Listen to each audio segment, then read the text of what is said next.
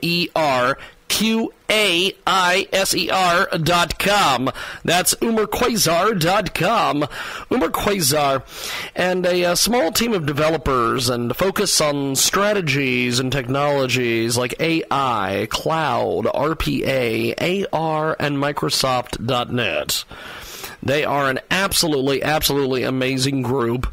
Go over there and check out UmerQuasar.com. UmerQuasar. These folks will do you terrific business, and they will help you in the world of tech. They're a small team of developers with a focus on technologies like AI, cloud, RPA, AR, and Microsoft.net. Check them out today at UmerQuasar.com. And tell them you heard about it here. Transmedia Worldwide. Let's get into it with our next guest here on our big broadcast. We have got our next guest. He is patiently waiting on the telephone. We'll get to him here in just a few moments. Howard Van Ness is going to join us here. We're going to be talking about books. We're going to be talking about how to write a book and what you need to do when you're putting a book together. And we welcome to the broadcast Howard Van Ness. How are you, my friend? I am great. Thanks for having me on. Now, you have got an incredible background here. Self-publishing expert. You're an Amazon best-selling author. President of Let's Write Books Incorporated. The website, of course, letswritebooks.net. And let's talk about self-publishing. What is self-publishing exactly? Okay, so basically there's two types of publishing. There's traditional publishing, which you go to a publisher and they take care of all the work for you. And then there's self-publishing, which means that you're in control of each step of the publishing process, usually working with a company like mine or a consultant that can guide you along the publishing process. We've got a great guest with us today. Howard Vance joins us. Let's Write Books. It is a fantastic website at letswritebooks.net. He joins us live here in our broadcast. And, of course, as Howard mentioned, self-publishing is one of the great cultural success stories of the digital era. Without self-publishing, many of our literary gems would never have seen the light of day.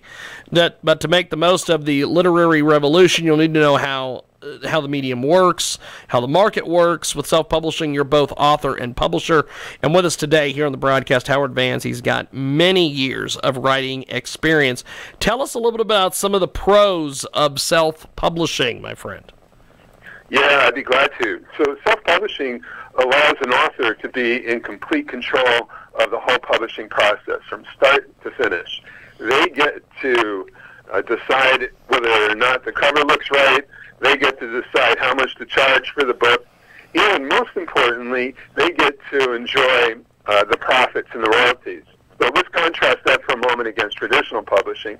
If I go to a traditional publisher, I'll get 10% of royalties. So if your book sold for $20, you would make $2. If you self-publish a book at $20, you're probably going to make more like around $8 or $9 a book. So there are a lot of benefits to self-publishing. The only downside is that you have to be a little bit more involved and have to have an entrepreneurial spirit if you want to market the book over the long term. But today, whether you go traditional publishing or self-publishing, you need to have some kind of marketing plan, because most publishers won't even look at a book unless there's a strong marketing plan attached to it. We've got a great guest with us today. Howard Vance joins us here in the broadcast. Let's Write Books. He is here to talk about the world of self-publishing, and he is fantastic. Now, tell us about some of the cons of self-publishing, because I know there's got to be some cons out there. Yeah, there's at least one or two. The big con is that you're going to have to make an investment up front. So usually, depending on the type of self-publishing you do, whether you do an ebook or an ebook and a paperback book, there's going to be a few $1,000s involved initially. But if there is a pathway to selling those books, then the money can be made back pretty substantially in a very short period of time. So that's the only downside. We've got a great guest with us today. Howard Vans joins us here in our broadcast. Let's Write Books. He has got a fantastic website, letswritebooks.net. He joins us today here via the magic of the telephone. And you have got a lot of experience in this. When did you know that self-publishing was an option? Yeah, that's a great question. I guess about 6 years ago, I had been writing books since 2002. I tried to get my first book picked up by a publisher, and I had some nibbles, but never a good deal, so I decided to publish the book on my own, and fell in love with the book as a platform for creative expression and as a tool for helping people. My books, most of the books that I've written have been health and wellness oriented. And then I went on to write more books. None of them, became bestsellers initially, but I was selling books, and about 6 years ago, I found out about Kindle books. I decided to convert one of my books to a Kindle format, and it had incredible sales. I mean, I sold like 200 or 300 books in the first week that it was up, and I thought that I'd be able to convert all my books, move to Bermuda, and live off my Kindle royalties for the rest of my life. It didn't quite work out that way, but it did get me into the world of publishing in a big way, and helped me start my business and helping other people to get their books published and up on platforms like Kindle and Barnes & Noble and other places, which are very exciting today because it's changed the world of publishing so much. Howard Vans with us today. He joins us live here in our broadcast, coast to coast and boulder to boulder, talking about an amazing industry, and that is self-publishing. And he joins us today here on the telephone. How has self-publishing changed the book industry, my friend?